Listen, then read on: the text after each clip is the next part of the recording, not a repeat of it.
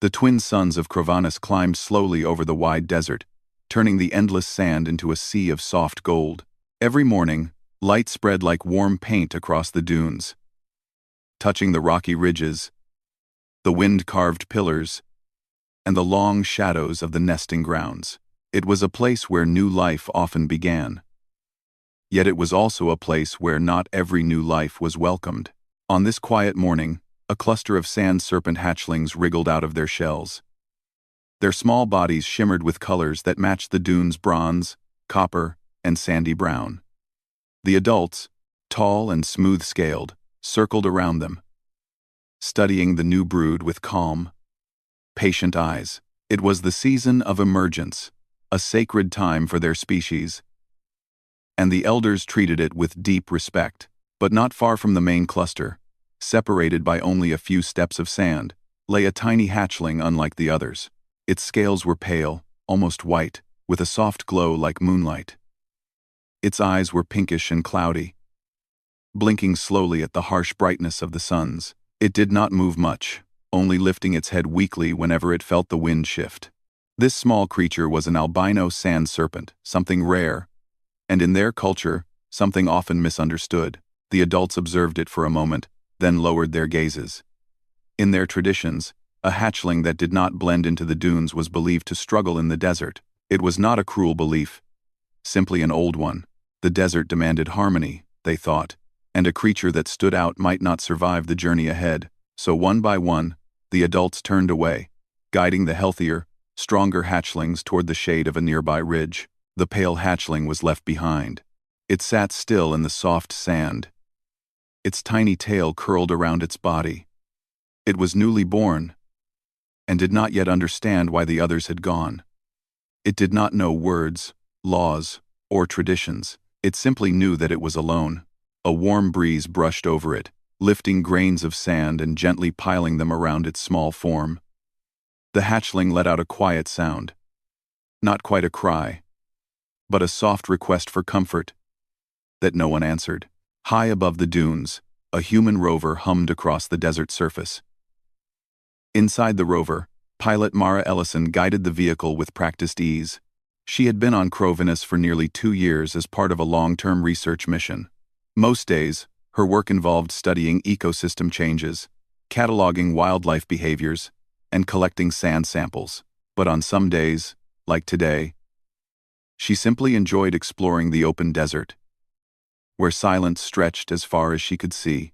Mara liked this planet. It felt peaceful in a way that Earth cities rarely did.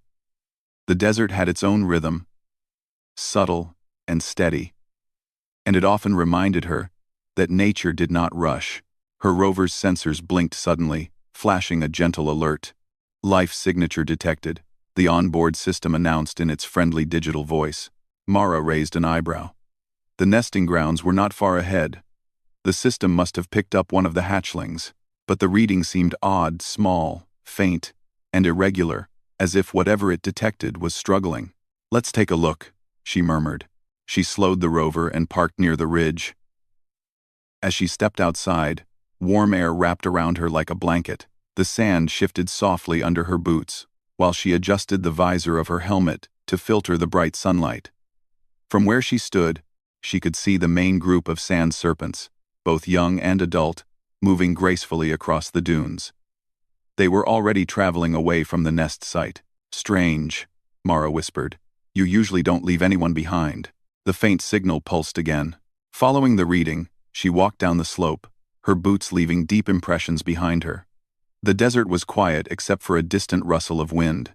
When she reached the bottom of the ridge, she paused. There, half covered in sand, was the tiniest hatchling she had ever seen. Its pale body made it stand out clearly against the golden ground. Mara knelt slowly, so as not to frighten it. The hatchling lifted its head, blinking at her through half-closed eyes. It looked fragile, almost translucent under the sunlight, like something not made for harsh conditions. "Oh," Mara breathed softly. "Hey there, little one." The hatchling did not move at first.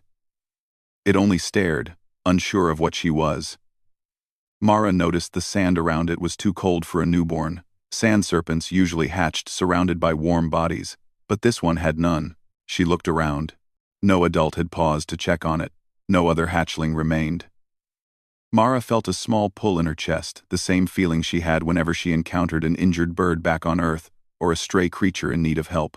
She reached out a hand slowly. "I'm not going to hurt you," she said gently. "I just want to help."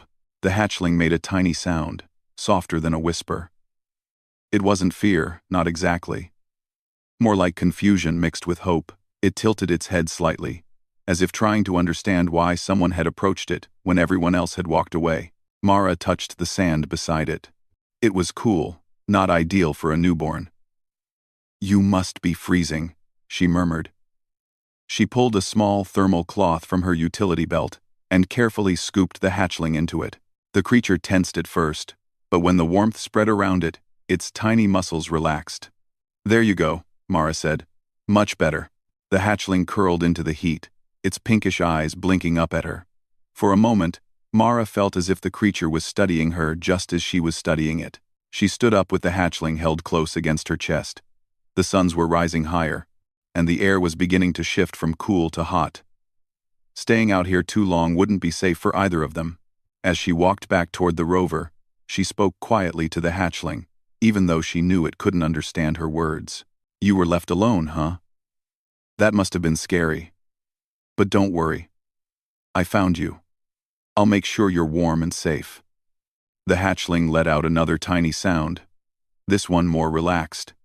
It pressed its head weakly against the cloth, as if accepting her presence. Inside the rover, Mara placed the little creature in a small containment basket she normally used for carrying fragile samples. She adjusted the basket's heater to a gentle warmth. The hatchling responded instantly, stretching its small body and letting out a soft rumble that reminded Mara of a kitten's purr. "You're already feeling better," she smiled. She initiated a quick scan. The readings showed that the hatchling was healthy but extremely weak from exposure. Its pale coloring was unusual, but not harmful. It simply needed care, time, warmth, and gentle handling. Mara tapped her headset. "Base. This is Mara. I found an abandoned hatchling near the eastern nesting grounds. It's in stable condition but very weak," a calm voice answered. "Acknowledged, Mara. You know the rules, minimal interference unless necessary." "I know," Mara replied. "But leaving it out here alone would have been worse. I'll care for it only until it's strong enough to survive on its own." There was a short pause, then a soft sigh of agreement. "Understood. Bring it back slowly. Keep its environment warm." "Already on it," she said, glancing at the small creature curled peacefully in the basket. As the rover moved across the dunes toward the outpost, Mara couldn't help looking back again and again. The hatchling's pale body almost glowed under the heater's light. Its eyes opened from time to time, observing the new world around it. It seemed more curious than frightened now, and strangely, it looked at her as if she were the first solid thing in its new life, something steady, something safe. Mara exhaled softly. "Let's get you home," she whispered. Behind her, the desert stretched out endlessly, calm and golden. The adult sand serpents were already distant figures on the horizon. They had left, following the rhythm of their ancient traditions, but the little albino hatchling, left behind in the sand, now had something else entirely. It had a human who stopped to notice it, and the first thread of a bond neither species had expected, had quietly begun. The research outpost on Crovanus was a small cluster of silver buildings sitting quietly on the flat desert plain. Each morning, warm light reflected off their smooth walls, creating a gentle glow that could be seen from far away. The outpost was not large, only a few labs, living quarters, a greenhouse, and a garage for rovers. But for the team living there, it was a comfortable home, far from Earth, but full of purpose. When Mara returned with the little hatchling, the team gathered around, curious and surprised. Dr. Ishaven, the biologist, leaned closer to the containment basket and blinked. "It's very small and very pale. Albino," Mara said softly. "Left behind in the sand. It was freezing when I found it." Dr. Nolan Pierce, the senior ecologist, crossed his arms. "You know the guidelines, Mara. We're supposed to avoid interfering with native life, unless absolutely necessary. Mara met his gaze calmly. I understand. But leaving it alone out there would have been the same as giving up on it. And it wasn't injured. Just weak. It stood a chance, if someone helped. Nolan sighed, rubbing the back of his neck. Well, since you brought it in, we need to make sure its needs are met properly. We don't want to cause harm by accident. Mara nodded. She knew he wasn't upset. He simply worried about doing things the right way. The team worked hard to respect the balance of the planet. The hatchling shifted inside the basket. Its pale tail curled around itself, and its pinkish eyes blinked open. The researchers paused, all falling quiet. It's looking at us, Isha whispered with a soft smile. It's aware, Nolan added. That's a good sign. Mara knelt beside the basket. Hey, little one, we're going to take good care of you. The hatchling made a small, almost musical sound. It seemed calmer in her presence than with anyone else. Isha raised a brow. It responds to you more than to the rest of us. I think it imprinted, Mara admitted. It happened fast. Nolan exhaled slowly. Well, then you must be careful. It may depend on your voice and your presence for stability in the early days. I know, Mara said, gently touching the side of the basket. I won't leave it alone. They moved the hatchling into the warmest room in the outpost, an indoor greenhouse that used filtered sunlight to mimic desert conditions. Soft soil covered the ground, and warm streams of air flowed through vents in the ceiling. It was the closest environment to what the hatchling would naturally experience, and the team agreed it was the best place for it to stay.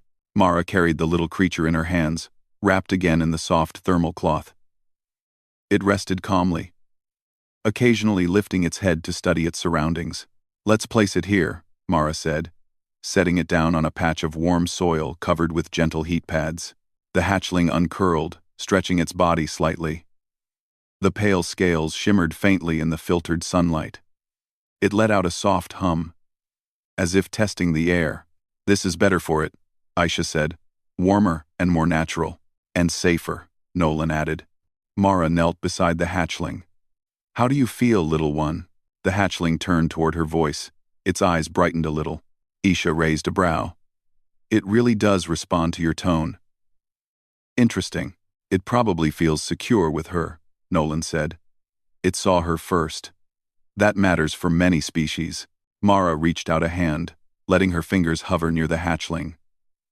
It leaned slightly toward her, resting its head against the edge of her palm. A warm feeling filled her chest. Over the next few days, the hatchling grew stronger.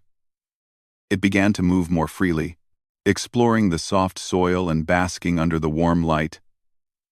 Mara named it Glint, because its pale scales shone softly like sunlight reflecting off water. Glint learned quickly. It would lift its head whenever Mara entered the greenhouse, and it made a soft trilling sound each time she greeted it. It even started following her hand movements, copying the tilt or the gentle wave of her fingers. You're very smart, Mara said one morning as Glint imitated the small circle she traced in the air. You learn faster than expected, Nolan observed from the side, scribbling notes. It's showing advanced environmental awareness. It senses your intent through your gestures, Isha added. And look how it positions its body. It's copying her posture. Mara laughed softly. Are you trying to be like me, Glint? Glint chirped happily, curling its tail. A bond had formed clear and strong, but even as the days passed peacefully, the team kept discussing what would happen long-term. One afternoon, as Mara sat in the greenhouse writing reports while Glint dozed beside her, Nolan entered quietly. Mara, he said, sitting down, we need to talk about the future. She glanced at him, already knowing this conversation was coming. I know. Glint can't stay here forever. Nolan nodded. And returning it to the wild too early might not be safe. Its pale coloring could make it more noticeable to other creatures. And it relies on you emotionally. Mara looked down at Glint. The little hatchling slept peacefully, its body shining softly in the filtered light. I want it to survive. That's all. I know, Nolan said gently. But we need a plan. This species grows fast. Soon Glint won't be this small. She thought about that. Sand serpents reached full size within a year. Glint might soon grow tall enough to coil around her waist or even her shoulders. I'll help it become independent, Mara said finally. Strong enough to live on its own. Nolan smiled. That's the best approach. The next morning, something unexpected happened. The outpost sensors detected a distant caravan of adult sand serpents moving toward the region. They usually traveled far from human settlements, so this caught the researchers' attention. They're coming this way, Isha said, watching the screen. Maybe they're passing by. Or maybe they sensed something. Sens. Mara felt a flutter in her chest. Do they come looking for lost hatchlings? Rarely, Nolan said. Their traditions are very strict. If they left one behind, they likely accepted that decision. Mara looked toward the greenhouse, where Glint rested on warm sand. Still, we should be cautious. As the caravan approached, their graceful forms became visible over the dunes. The adults were tall and smooth-scaled, moving with natural elegance. They stopped at a respectful distance from the outpost. Mara stepped outside with Nolan and Isha. The desert wind brushed over them as they approached the caravan slowly. One of the elders, a large sand serpent with shimmering bronze scales, lowered its head politely. Nolan bowed slightly in response. Greetings. How may we help you? The elder produced a soft, rumbling language that the translator device converted. We sensed an unusual presence, a young one with uncommon light. We came to see. Mara felt her heart tighten. They know about Glint, she whispered. The elder continued. A pale hatchling. Left by tradition, yet living. This is rare. Mara stepped forward. It's alive because we cared for it. It was very weak. The elder paused, studying her with curious eyes. You helped one our own? Yes, Mara said. We couldn't leave it to suffer alone. There was a long silence. The desert wind was the only sound between them. Finally, the elder spoke again, voice gentle. You did what we did not. You chose compassion. Nolan and Isha exchanged surprised glances. They had expected hesitation or resistance, but not this quiet gratitude. The elder raised its head. May we see the young one? Mara hesitated. Glint's bond with her was strong. She didn't know how the hatchling would react, but she also understood that showing trust might be important. Of course, she said softly. Mara led the elders to the greenhouse. When she entered, Glint lifted its head immediately, chirping happily at her arrival. Its eyes softened, and it moved toward her. With small, eager steps, the elders watched carefully. This is the one, Mara said gently, kneeling as Glint nuzzled her hand. The pale hatchling looked at the tall adults, with a mix of curiosity and uncertainty. The elder lowered its head slowly so as not to frighten Glint. You are strong, the elder said through the translator. Stronger than we believed. Glint tilted its head, then hid slightly behind Mara's leg. It feels safe with you, the elder observed. You have become its guide. Mara placed a gentle hand on Glint's back. I only want it to grow healthy and free. The elder nodded. Then continue. We will observe from afar. When the time is right, the desert will call to it. Until then, it is in good hands. And with that, the caravan began to leave slowly. Respectfully, Mara watched them disappear beyond the dunes, feeling the weight of responsibility settle even deeper in her heart. She looked down at Glint, who chirped softly, unaware of the larger world that had just acknowledged it. You heard that? She whispered with a warm smile. You're not hopeless at all. You're special. Glint curled beside her foot, glowing with quiet comfort. Inside the greenhouse, bathed in warm light, the bond between them grew stronger, still setting the stage for challenges and discoveries neither of them yet imagined. The days on Crovanus passed quietly, warm and bright under the twin suns. Inside the greenhouse, where filtered light glowed softly on the soil, Glint continued to grow little by little. The once weak hatchling now moved with curiosity, exploring corners of the room, studying plants, and even attempting small playful hops that made Mara laugh. Every morning, Mara visited before starting her research tasks. She would kneel beside Glint and greet him in a gentle voice. "Good morning, Glint. Ready for today?" Glint always replied with a soft chirp. Sometimes he curled around her foot. Sometimes he lifted his little head high, wanting to be picked up. And sometimes he simply stared at her face with bright interest, as if memorizing every expression. To Mara, it felt as though Glint understood more each day, not through words, but through emotions and gestures.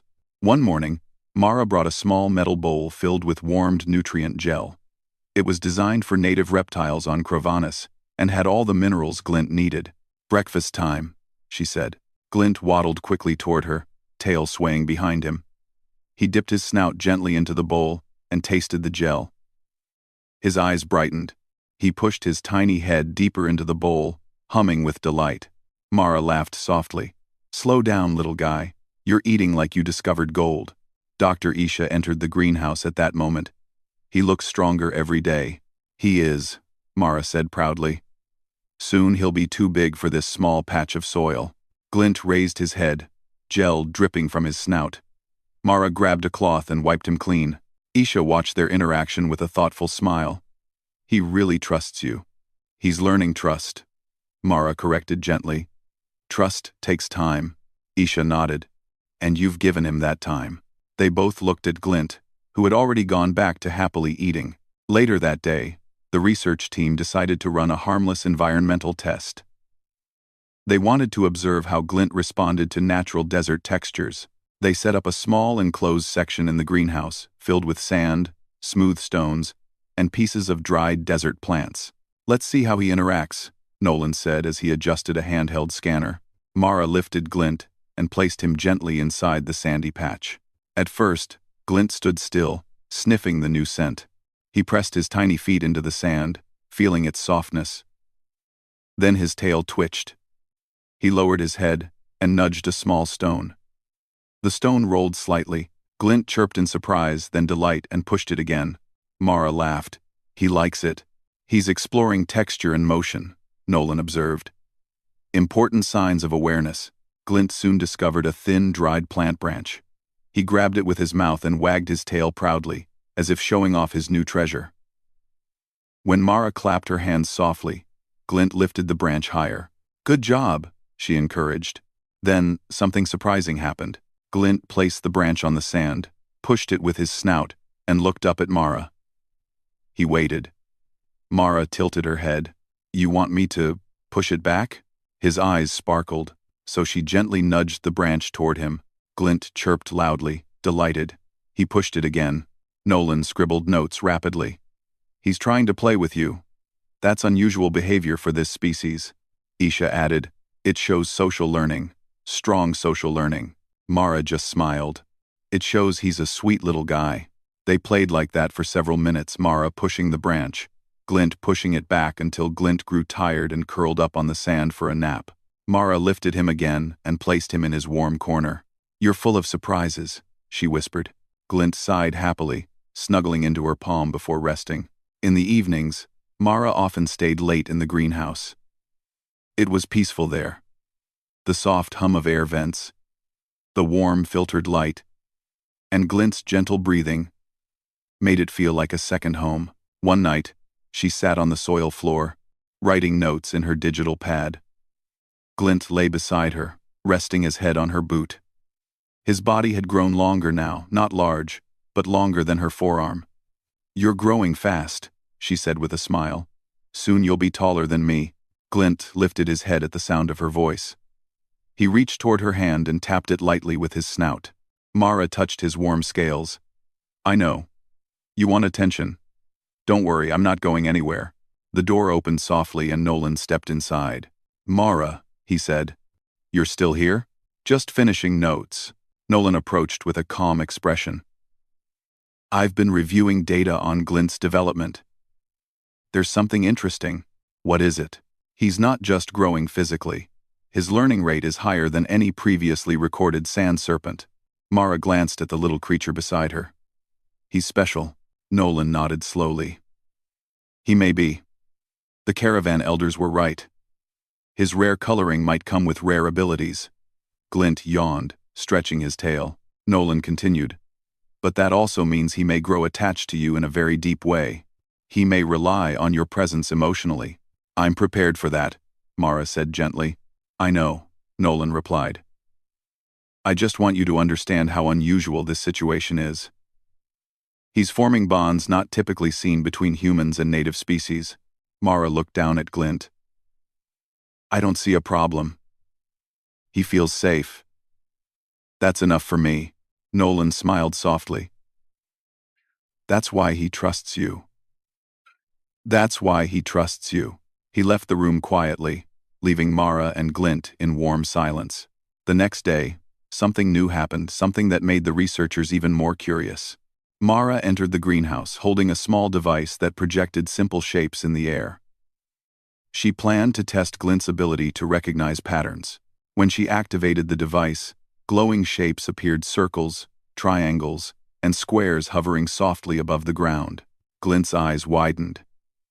He approached cautiously, sniffed the air near the shapes, and then carefully lifted his head toward a bright circle. That's a circle, Mara told him gently. Circle, Glint trilled softly. Then he moved toward the triangle. Triangle, Mara said. Glint flicked his tail. Nolan observed from behind a glass panel. Let's see what he does next. Mara pointed at the circle again. Circle. Glint looked at the shapes, then slowly raised his tail and tapped the circle. Mara gasped. You remembered, Glint chirped proudly. Nolan stepped inside. This is remarkable. He learned a shape after only one demonstration. Glint, excited by their reaction, tapped the circle again and then tilted his head at the triangle. He wants to learn more, Mara said, amazed. For the next hour, Glint practiced tapping shapes while Mara praised him gently. Each correct choice made him more confident. His intelligence was growing faster than anyone had imagined. That evening, when the twin suns lowered behind the dunes, Mara sat outside the outpost with Glint wrapped in a warm cloth beside her. They watched the sky turn soft shades of orange and lavender. You've changed so much, Mara whispered. When I found you, you could barely lift your head.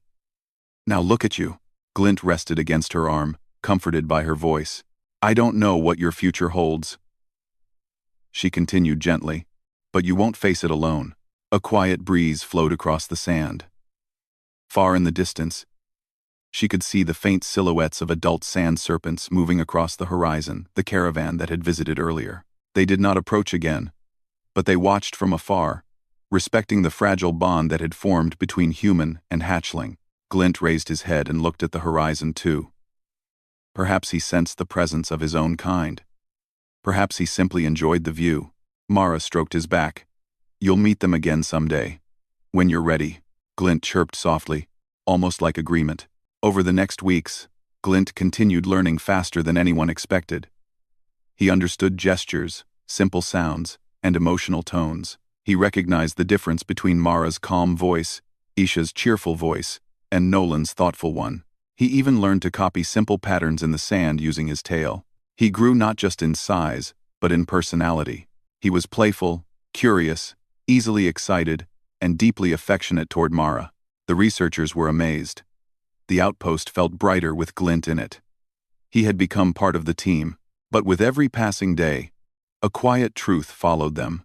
Glint would not stay small forever, and sooner or later, the desert would call to him. For now, though, the little albino hatchling and the human he trusted were closer than ever, a pair that should never have met, yet fit together perfectly in a world of gold and sunlight. Their bond was no longer new, it was strong, and it was growing still. The early morning on Crovanus was calm and bright. The twin suns rose gently, covering the desert floor in warm shades of gold. The outpost rested quietly, its silver walls glowing softly. Inside the greenhouse, Glint stretched his longer body, warming himself under the filtered sunlight. Mara stood nearby, smiling at how far he had come. You're getting big, she said softly. Glint chirped proudly and lifted his head high. His pale scales shimmered beautifully, brighter than ever. He had learned many things, shapes, sounds, and simple gestures. He understood emotions well and could sense them quickly. And although he was still young, he already showed signs of intelligence that surprised everyone every day. But change was coming. Glint's growth, speed, and awareness increased, and the desert itself seemed to call to him. When the wind shifted, he always lifted his head. When distant vibrations passed through the sand, he reacted before any human instruments did. He's beginning to sense the world the way adult sand serpents do, Dr. Isha said one afternoon as she watched him move across the warm soil. He may soon hear things far, far away from here. Mara nodded quietly. He'll be ready for the wild someday. Glint paused and looked at her, as if he sensed her feelings. He touched her hand gently with his snout. Mara smiled. Not yet, little one, but someday. The peaceful days continued until one morning when the sky looked strangely dull. Thin clouds drifted across both suns, dimming the light. Nolan walked into the main lab with a serious expression. We have an issue, he announced. The desert weather monitors are picking up signs of a sandstorm. Possibly a large one. Mara looked up from her reports. How large? Nolan tapped the screen. Big enough to reach this region in a few hours. But here's the bigger concern. There's a caravan of adult sand serpents traveling nearby. They might be in the storm's path. Isha frowned. We should warn them. We can send a signal, Nolan said. But their communication patterns are different from ours. I'm not sure they'll understand in time. Mara stood. Let's try. They sent out signals, flashing gentle lights and sending rhythmic tones designed to match the sand serpent language. But no response came. They're too far to see or hear us, Nolan said. And the storm is growing faster than expected. Mara felt worry settle in her chest. The adult serpents usually handled natural changes well, but sudden storms were different. Strong winds could shift dunes unexpectedly, making travel dangerous. Isha checked the readings again. The caravan is right in the center of the predicted path. Mara stepped back, thinking deeply. There must be a way. At that moment, Glint, resting nearby, lifted his head suddenly. His eyes widened.